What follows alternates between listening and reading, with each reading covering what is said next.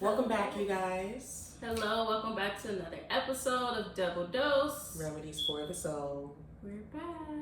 Yet again. We told y'all we was gonna be consistent. Did we lie? We are back. So, check in. Well, I feel like we ain't done checking in a minute. I know. What's going on? I don't know. How you feeling? I feel good.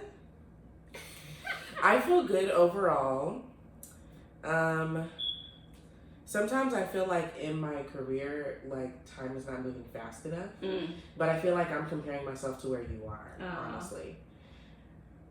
One thing about Brittany, she has been on it since the day we started school. I love the transparency though, because I've done that before with people in my life, like because those are the closest people around you that you compare. Mm-hmm. Yeah, and comparison is truly the thief of joy. But like, it's not in a sense of like jealousy or like I'm not happy for you. It's just like, man, I can't wait to get there. Yeah. But like, did you share in the last episode that you got? No, I'll share on this one. Oh, okay. Well, Brittany has news for you guys. But yeah, I just feel like time is not moving fast enough when it comes, or like I'm not gathering my hours fast enough. Mm-hmm. But like it just takes time. Like that's just and the nature. Also you got to give yourself grace, because even though the last job you were with was a great company, they weren't providing you with the hours you needed. Yeah. Like that was the population. You were like, ooh, this is dope. They had a lot of trainings they were offering you, mm-hmm. but they weren't giving you hours. So it's not like it was you. It was unfortunately who you're working with. And I really wanted that company to work out. I was working at a domestic violence clinic, and I loved the work. I loved my clients. My coworkers were great. But like the hours were non-existent. Like there were some weeks I would see nobody. Yeah. So yeah, but otherwise I'm feeling really good. Skin is glowing. You know, my forehead is a little. But that's the collagen mask. Oh, you use collagen mask? Yeah. I be seeing it, but I the don't Medicube know. one. You Yeah. can't get me to lie. So which one? Yeah, I use the Medicube one. I got it from TikTok. Do you feel a difference? Yes. Yeah? Absolutely. You sleep with it or mm-hmm. what? They have one that's like an actual mask that you like, you know. I seen that, and then it hardens over time? Yes. And I sleep with that on.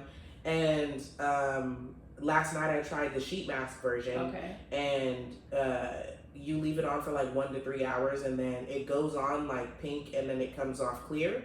But I slept with it on. But that one is not really, I don't like sleeping in it, so I'm gonna use that more as a daytime mask. Okay. But yeah, the Medicube collagen mask, Medicube, where's my sponsorship? Come in. But yeah, otherwise I've been feeling really good. That's good. I love that for you. Your hair lasted, because didn't you do it last weekend? I did. It's lasting. Because I don't know, like when I do a saute hair like that, girl, her curls be jacked up. Well, you know, children. Exactly. They be playing rough as well as tough. I love it. Like you always like switch it up. It's like diversity. I feel like since I have alopecia areata, so I can't do too much with my hair. I feel like I can never get braids again. Which the tension. It hurts my heart. It hurts my soul. When you got the baldy look with the braid, how did that do? That worked well. I do feel like there was some breakage. Maybe if I do want to do it again, but I feel like maybe it was so cute. You gotta put a so pic. cute. Yeah, yes. Yeah. Insert. But yeah, I do want to do that again. Mm-hmm. There was only a little bit of breakage like over here, which like makes me nervous. But I feel like if we did them a little looser. Okay. It was fully your hair? Yeah. Okay. Yeah. Because braided hair got cancerous stuff in it. We can't have shit. You know? Trying to kill off the black women. Speaking of cancerous,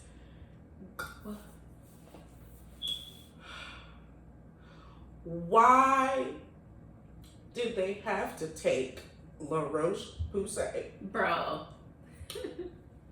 In case y'all haven't heard the news, La Roche-Posay is a skincare brand. I used to get it at Target. Now I get it at Ulta. And you put me on. So now you have to find us another skincare. That's what I'm saying. Because I don't know. Like, their skincare is so, it's like scentless, it's so clean, like, just, it works wonders. You could tell the difference. Like, when I started using it, I feel like it's been like a year now since you put me on, and I could really tell the difference of my face being moisturized. Yep. Like, even if I accidentally skip a day, like, it holds. Yeah. I don't know what we're supposed to do. So in case y'all haven't heard, La Roche-Posay has a recall right now because apparently their products have elevated levels of something that is a cancer-causing chemical. And so we have to do away with our favorite moisturizer and find another one. I know we will, though, because there's so many on the market, but like La Roche-Posay, y'all really did not do y'all big one with that one. Get it together at the lab. That wasn't right. How you doing? I'm alright. I'm tired. Because I got a promotion. Everybody clap for Brittany. So I am now clinical supervisor.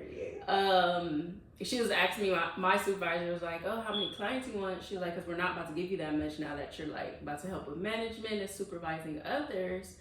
I was like, give me 10. Because she was like, we'll give you 5. And I was like, give me 10. Right. Because one thing about me is when I'm stressed out or overwhelmed at work, I'm like, I'm about to meet with clients. And now I can't do that because I've only got 10 clients. But she's giving me like the heavy hitter clients. And then like, of course, I'll be supervising the other clinician. I'm over the clinical team. So case management needs, reviewing treatment plans, auditing, all that stuff. So that's my life. I just started. What was it? Wednesday. I had my very first day as clinical supervisor. Very interesting. I think I have to settle into now no longer being like a part of the colleagues group where you're chit chatting and stuff and I don't like the word superior. What's another word? I guess be the supervisor. Yeah, higher up. Yeah. And it's weird because like I was saying, my office is upstairs and it's like isolated from everybody and all the people who are peers and colleagues are all downstairs. And you can just hear them laughing and stuff. And sometimes I go down there, but like, I guess I gotta know my place now. Yeah. Because I do keep it cute when the supervisor is there. I do. See? I don't be socializing as much. So we shall see. But outside of that, I've been chilling. I've been cool. I'm just tired. I'm tired all the time. It feels like I don't get enough sleep. But therapy is going really good. Love my therapist. Love her. Good.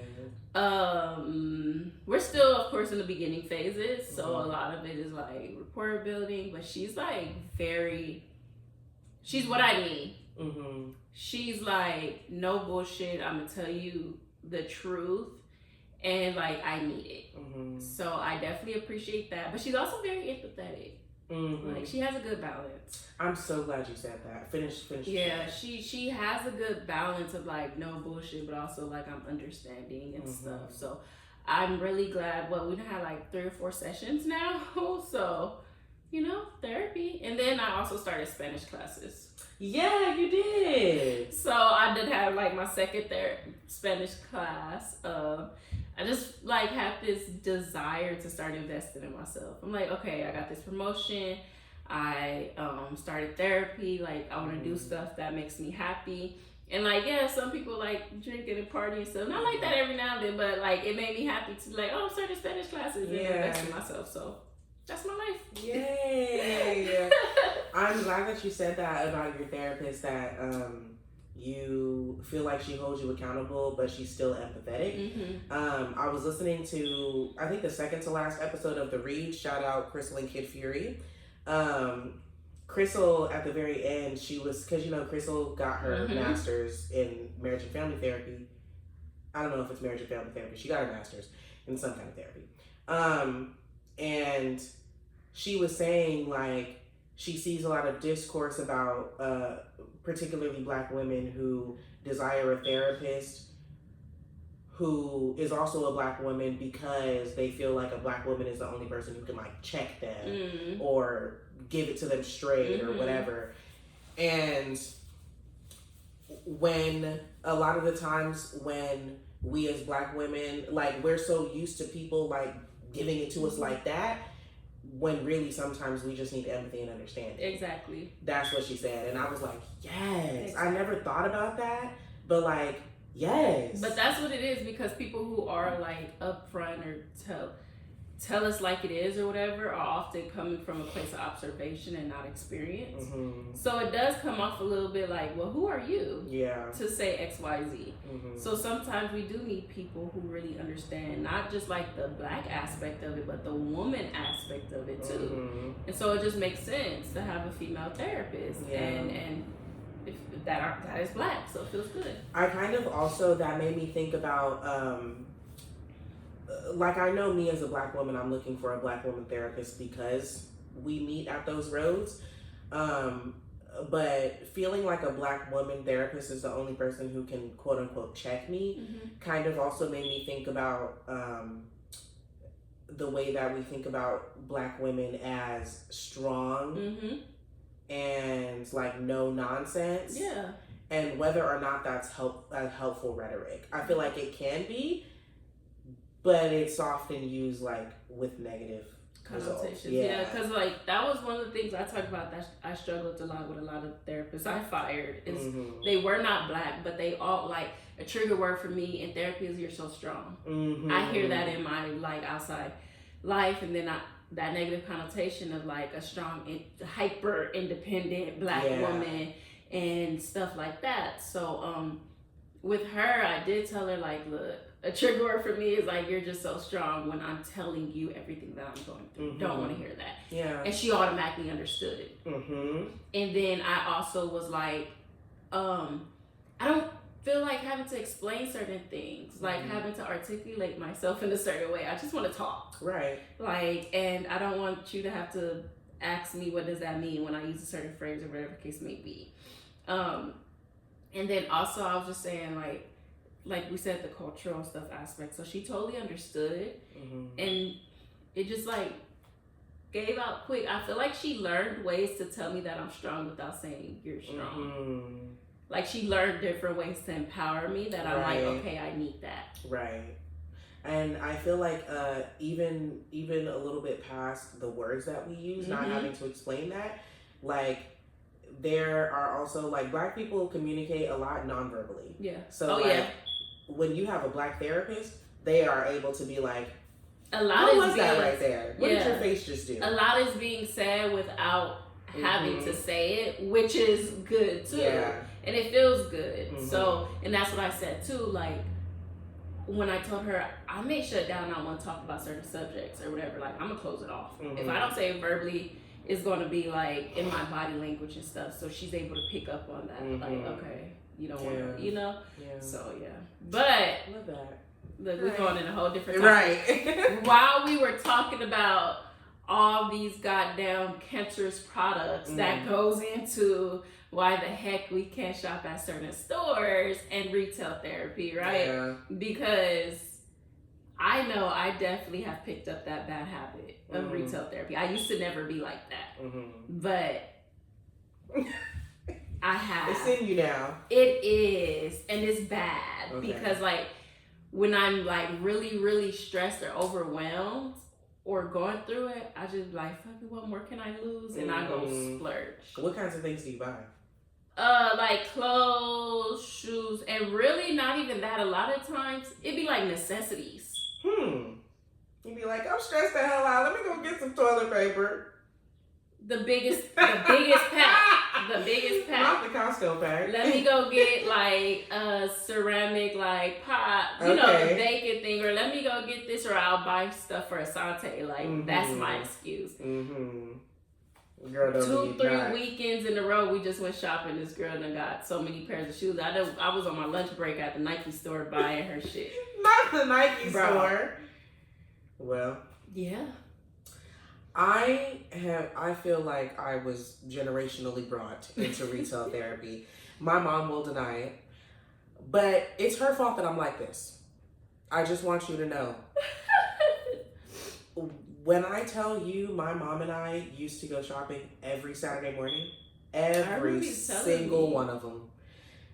Like, we would get up. God forbid she was getting dressed without me. I would wake up like, where are you going? to Ross. Not getting Wait dressed for without me. you. Wait for me. I'm coming.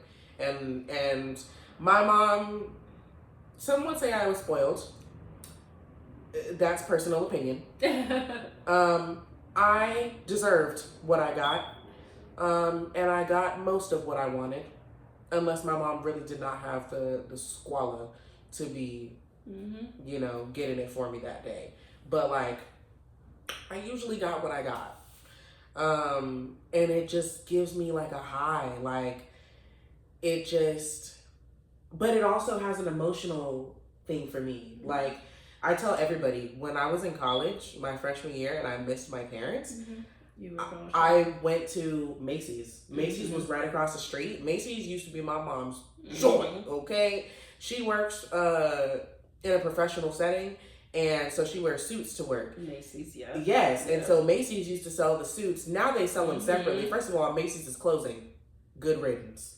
I thought they'd been closing. Yeah, they're still closing, some stores. But like, now they sell suits separates, but they used to sell the suit together. 3-piece, 4-piece suits. Now, I mean, back then, my mom used to go to Macy's to buy her suits. And so when I was in college and I missed her, I used to go walk around the suit section at Macy's. Aww. The suits and the shoes is where I would go. Nostalgia. Yeah, just for a sense of nostalgia. And when I missed my dad, I would go to Home Depot and walk around the lumber. I freaking love that, bro. I love that. That is so... Yeah, so like, it has an emotional thing for me. To this day, I'll be like, Mommy, when we going to Costco? I just want to walk around with you.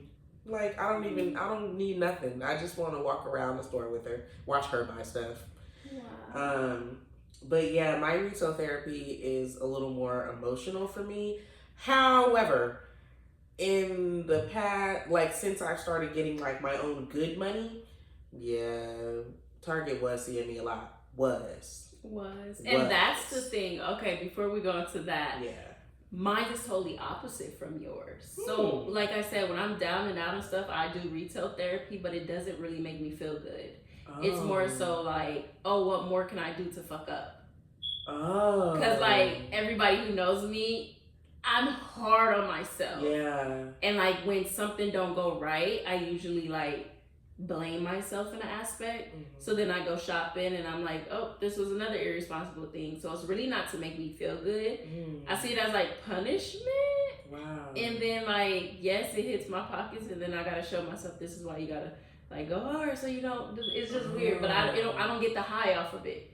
That's a really interesting. I don't get the high off of it. It's like a punishment for me. So okay. Which is probably why I don't buy like things for myself that actually feel good. I buy it for Asante to make an excuse, or I buy stuff that I need, but it usually puts a dent in my pocket. Wow. So okay, so like if you're having a bad day and then you go buy some things, when the feeling of the bad day wears off, do you enjoy the things that you got? No, I'm like, what the fuck? Damn. Yeah, I'm like, I should have done that. So as time passes, so like say you bought the kettle. Yeah. Like as time passes on, you know, the feelings have waned. Do you look at that kettle and you're like, damn, I remember that time? Nah. Okay. It like goes away, but like it takes a while. It takes like a day or two where I'm like, what the fuck did I do? I shouldn't have done that. I shouldn't have done that. I shouldn't have done that. But it also reminds me of like what led to me doing it, which is I fucked up at work on paperwork, or I did something I wasn't supposed to do, or like when my rent went high, I was like, what the fuck? Like stuff like that. Or if I missed the bill and forgot and had to pay the late fee, I'm like, the fuck else can I do? Because I'm so structured and like organized and I think when I fuck up, I just like, let's see how much I can fuck up. Wow. And then I'm hard on myself, like you should have did that shit. I feel also like these days, I don't know about y'all, but like these days, I feel like more susceptible than ever to retail therapy, which is crazy because eggs are $7 million. Bro, my mom called me last night, said, why did I go to the grocery store and they tried to charge me $20 for eggs? I remember it was $4. And I said 20, but it's because of that fucking bird flu shit. And so they're dragging that out and making it seem like the eggs that are available are the good like ones. Golden eggs. Because I did go to the grocery store the other day, they were $17. For how many? But just a dozen. But I love eggs, so yes, I did get them. $17 for 12 eggs? I just tell myself, okay, this was like a coffee or so. 2 coffees, 2 Oh, 3 coffees. hell no. I need to tap in with my lady. It's a lady on the next block over from me who got a sign outside her house that says farm fresh eggs for sale. I need to tap in with her and see how much her eggs are for real. Ooh. Yeah, I'm gonna go see her today, as a matter of fact, when I leave here. What's it like? Oh, I feel like I'm more susceptible than ever to retail therapy. And get in the comments if y'all are feeling me on this. Stay with me. The world is shit, right? We got you know who running our free world right now. Tangerine with the wig. It just seems like we are closer to like a dystopian reality than ever. And I'm gonna spend the money because I can't take it with me when I go. I have those moments too where I'm like, well, it's really because everybody else told me, like my mom and everybody else who witnessed like me being so hard on myself. They're like, you don't buy yourself shit. Like I said, I buy saltire stuff for the house. They like, why you not buy yourself? Because then I feel like I'm rewarding myself if I buy myself something. And I tell myself I don't deserve that reward. So like everybody else like, buy yourself something because you're gonna regret it. You're gonna be mad. And it's like, shit is already going downhill. Just do it. So I have my moments where I'm like, okay, I'll buy something, and then I dread it. See me, I'm like, I could die tomorrow, so I'm gonna get this today. And but I'm like that with food. Okay, that's not a. We can talk about that too. I am going to buy what I want when it comes to food. Same. Like food. Oh my gosh. Yeah, I'll spend some money on food. Yeah. I really, really will. That's my problem. That's really my problem. That's another episode. Yeah. But like, yeah, retail therapy has been in my blood since I was a kid. So it's like, Target being off limits for us. Us. So, how was that transition? I thought it would be a lot harder than it actually is. I feel like the drawbacks are only like, okay, there are certain black owned hair care brands that are in Target that are like nowhere else. True. Like Tabitha Brown, I really like her products, but she also sells at Ulta, fortunately. Oh, okay. Yeah, so like I get her products from Ulta, and then the Dew, thank God they are like, because Tabitha Brown, I don't think has her own like website. So if she didn't sell at Ulta, I would just be asked out. Yeah. But I get hers from Ulta, and then the Dew products, I used to get from Target because it was just easy access, or like I could just drive up. Same. But now they don't sell anywhere else, as far as I know. They only have limited products on Amazon, which is also not a fantastic company to be shopping from. But they do have their own website. So like, I guess the only drawback is that now I have to like wait for it to ship and whatnot. Yeah. And these days, like, you know, when Amazon first arrived, when Amazon stepped her ass on the scene and started doing 2 one-day shipping, bruh, the way my patience is thin with shipping, send it now. I know it's sitting in the warehouse. Put it in the box, put the label on it, and send it off. But I think that's the thing, is the convenience, right? Target, it was just so convenient for me because, like I said, it was like a one-stop shop. Yeah. Clothes, because they do me up with some shit. Hair, house supplies, like kid supplies, toys, whatever I needed. Bam, get it out the way and then go home. Yeah. Now, like, I feel like, okay, I have to go to multiple different stores for my different needs. I genuinely like, okay, where else do I go? Yeah. Like, okay, like, and that's my thing too, for also similar prices. Target wasn't the cheapest, but like, I just knew their prices, and I knew like walking in the environment and stuff like that. So I think that's what was like a drag. But you mentioned Tabitha. I I used her hair stuff. It don't work good on me, but it worked good on Asante. Mm-hmm. How did you feel when she made those comments about like y'all shouldn't stop shopping at Target and stuff? This is two-sided. Mm-hmm. On one hand, okay, I understand that we see Tabitha on a large scale because like we see her in her actress bag and her entrepreneur bag. She got her stuff in Target, so you know we feel like she's like up there. On the grand scale of like entrepreneurs, I feel like she's kind of just getting started. Yeah. She has reached like a certain level of immense success, of course. Yes.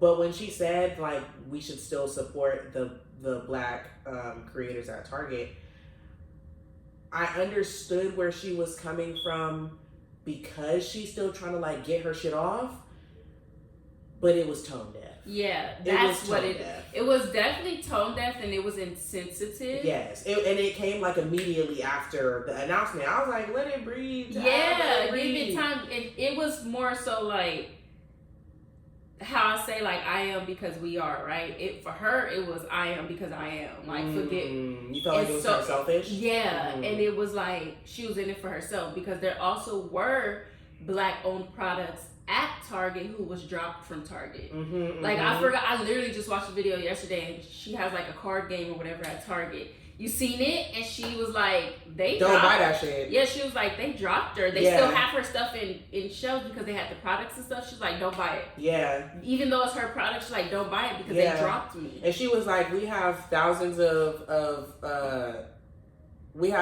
stock in our warehouse. I don't know how we're about to get that shit off, but we gonna get it off without Target. Yeah, like, so I feel like it was very like you said, tone deaf and I think insensitive and selfish of Tabitha because it's like, it's not only that they remove the opportunity for regular workers, cashiers and stuff like that, they made it harder.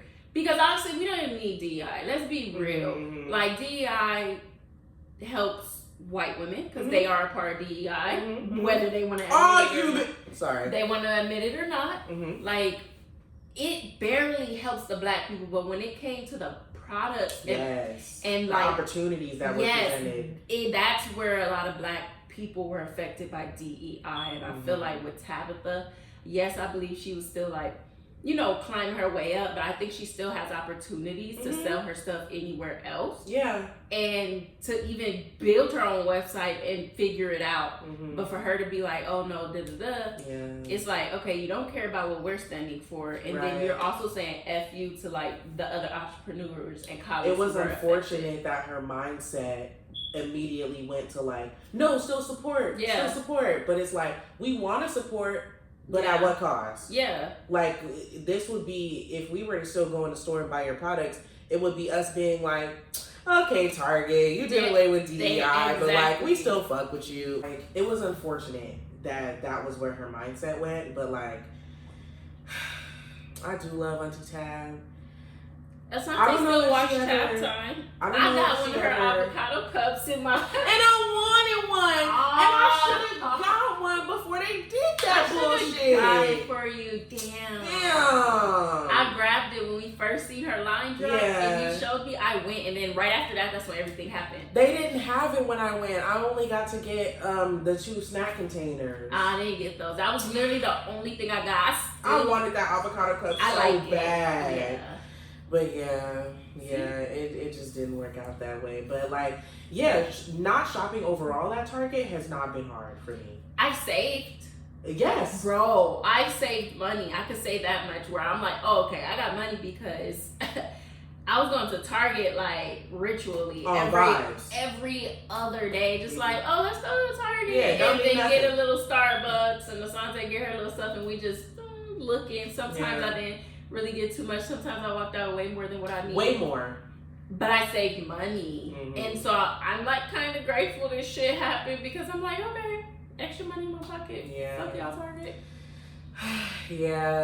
I also feel like retail, I wonder if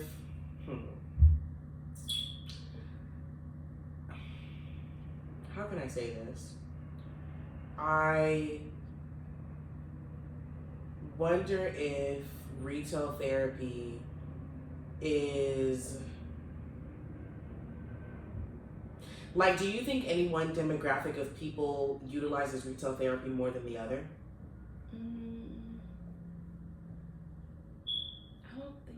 I don't think so either. I feel like everything is situational because when we're talking about the retail therapy in the room, like people go shop and stuff, right? But we're specifically talking about retail therapy, so it's associated with a form of like comfort and feeling good, or like punishment or whatever the case may be. But it's has some connection to like a unhealthy coping skill, right? So I feel like anybody could fall into that trap, right? Yeah. Of course, if you have like parents who were into shopping, you are more likely to do it. They say probably women fall for it more, but I feel like that's only said because women are in the stores more. Men will probably be online or buying shoes or hats or like bedding and stuff like that. So it just looks differently. My thing is, I was wondering if the effects of retail therapy changes when we can't go to those stores like Target and stuff like that. So now it makes it a little harder to find a store you feel comfortable walking into and stuff like that. Is retail therapy going to be their go-to anymore? Does it feel the same when you just shop online all the time? No. I mean, the allure of shopping online is the receiving of the package. That's really it. Yeah. But like, I actually enjoy walking around, picking stuff up, putting it back. Because I need to look at it. I need to feel it to see if it's worth the money. Because, like Zara.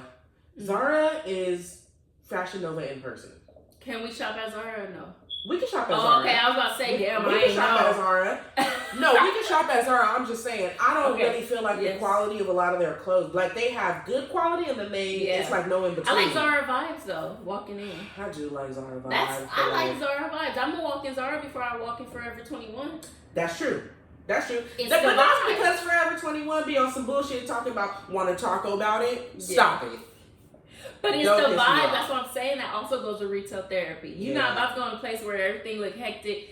I'm not a Walmart shopper. At all. I never really was because it just looked hectic and stressful. It's too big. And it didn't make me feel good to shop, or like I didn't want to get anything, or I was like overwhelmed when I left out. God forbid you forget something in one section of the store. You got to walk 3 miles to get to the next aisle. So that's why I chose Target, because it was more at ease. So like Zara, I love. They have good kids stuff though. Yes, they do. They really, really do. But so does H&M.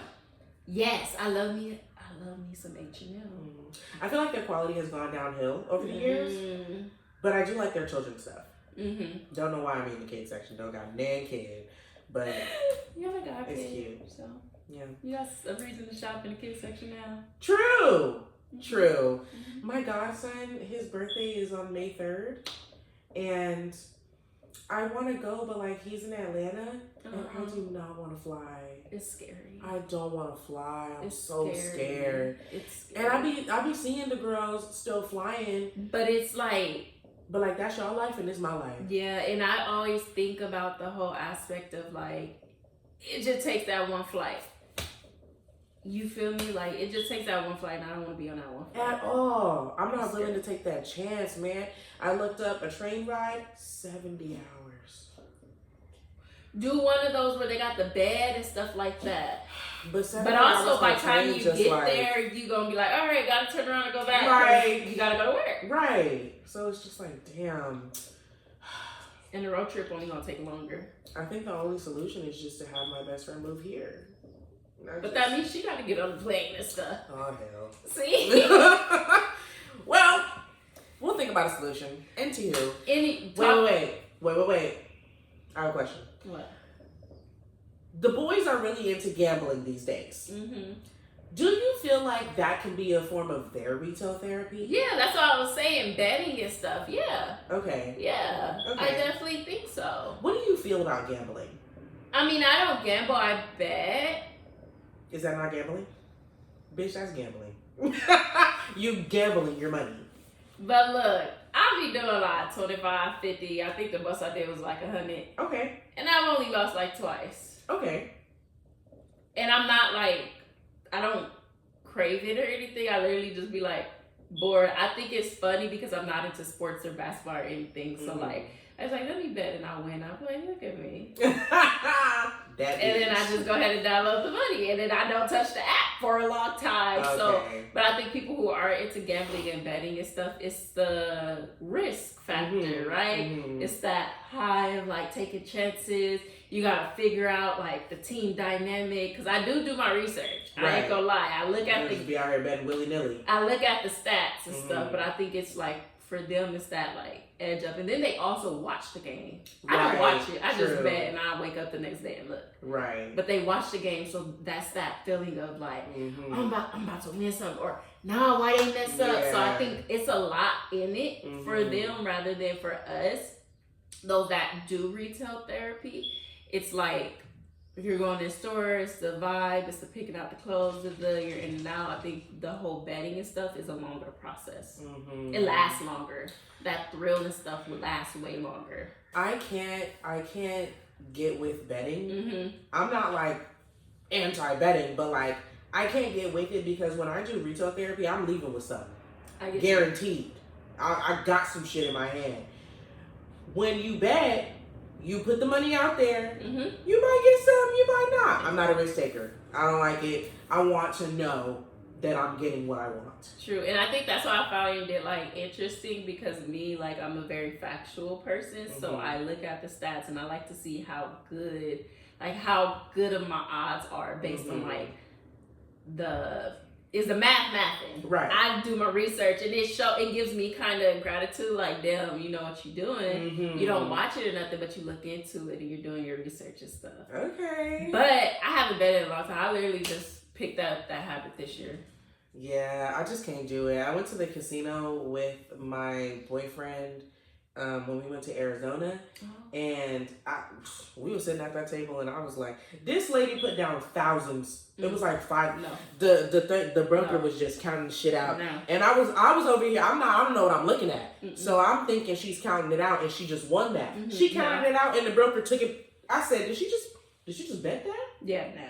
That's crazy. I can't. Too much. And they just be sitting at the goddamn table or the machines for hours. The machines, when I went to Vegas, I did the machines, and I remember like Asante's dad was doing it and losing. I said, bro, stop. Right. Stop. Get your ass up. You're losing the money. I went down there and did it once and won over 500, and I walked away. Okay. I know how to walk away. He was like, you want to do some more? You got to win my no. You're doing too much now. I know how to walk away, and I pride myself on that too, which is why like I find it like interesting. I challenge myself and know how to like stop things. Yeah. Now I wouldn't try that concept with drugs or anything. Okay. But I know when to stop with betting. Yeah, I feel you on that. I just couldn't do it. It didn't give me no pleasure. I was like, can we go to the room, please? But yeah. Oh, yeah. So, while we were talking about solutions and stuff, here are 3 Black-owned brands or like what like companies, Black-owned companies for you to go to instead of Target, Walmart, or whatever big retail shops are out there. Now, it's unfortunate that, we don't have a Black-owned space like Target that's like a one-stop shop. Yeah. But we can give you resources for things, that are necessities or just like pleasurable things. So, these places are varying in, they're all not from the same category. So first we have Bloom Ranch. Bloom Ranch is in Acton, California. It's about an hour outside of LA. I've been there before. It's beautiful. They have hundreds of acres of organic produce, organic meat, things that they make their produce out of? That sounds right. During peach season, I went during peach season. They had peach popsicles and peach cider. Ooh, some fresh peach lemonade. Bro. When I tell you the peach popsicles and the peach cider had me and my boyfriend, I contacted them later and I said, y'all got some more? Oh, And they were like, we're sorry, it's not peach season anymore. And I was like, I will be back next season. It's so good. But Bloom Ranch is a Black-owned farm. They have hundreds of acres of, like I said, organic produce, things that are just really good for your body. And in the day and age of recalls here and there, recalls everywhere, put something good in your body. Yeah. So Bloom Ranch, that's BLOOM Ranch, insert. They are the largest and I believe only Black-owned ranch in Los Angeles County. So yeah, go support them when you can. They have events. They hold weddings. They have events like for Halloween. They have the pumpkin patch, and they have like just like nights where they have vendors and people can just like come and shop the different vendors and whatnot. So yeah, check them out. Next one is one of our faves. Yes. Fleurs et sel. Yeah, because I wasn't gonna say it. As much as I love them, I'll mess it up. They have the best cookies. Like, first of all, they're a good size. They're like a good size, but they're like kind of half baked. They are what Crumble Cookie wishes they were. Crumble Cookie couldn't even wish they was this. And they have all different type of flavors. Of course, they have the chocolate chip, but it's salted chocolate chip, right? And they have the dulce de leche one. Dulce de leche, yeah. Yeah, they have the matcha cookie. They literally are amazing. It's a cute storefront, so it's small. You're not going to be able to sit inside or whatever, but even the few minutes that you're in there, the vibes are just so amazing.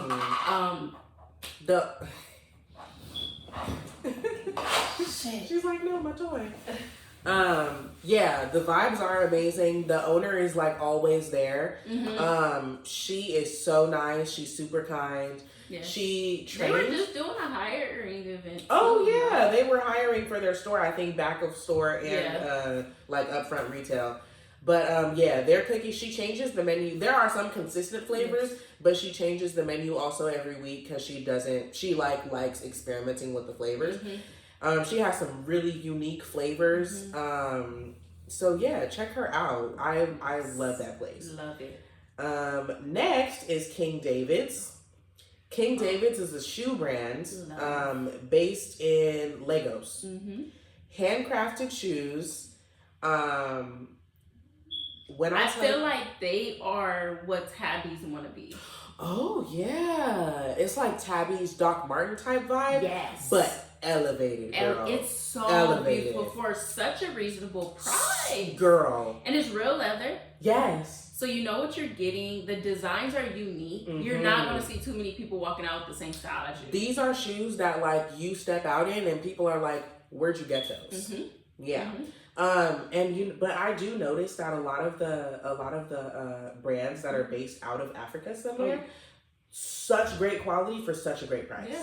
Yeah. Like, get on that train, America. It is, yeah. But they're known for like a lot of their materials. You gotta think back to the trading and all of that. Yeah, because I remember when I went to prom, my grandpa went back home to Ghana, and I was like, "Can you send me material for my like prom dress?" Like, yeah, for real.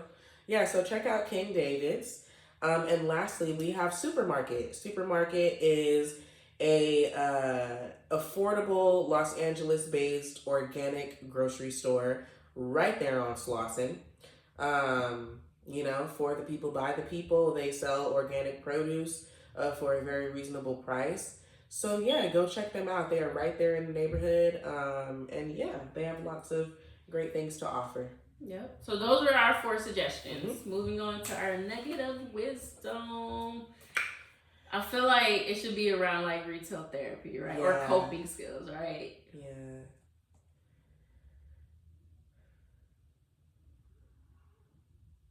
Go to therapy so you can know the difference. Okay. Between shopping briefly for events or pleasure and relying on the pleasure from shopping to make you feel better, right? Yeah. I don't know how to word it, but if you feel like you need to shop in order to feel good, or if you feel like you just need to buy something or just like expel some money or some funds in order to get some like gratification back, maybe talk to somebody about it. You know, it seems like a harmless thing, But in this day and age, you know, people losing jobs left and right. And once you lose a job, God knows, you know, people be fake hiring. Yes. Like, please be safe with your money. Be financially responsible.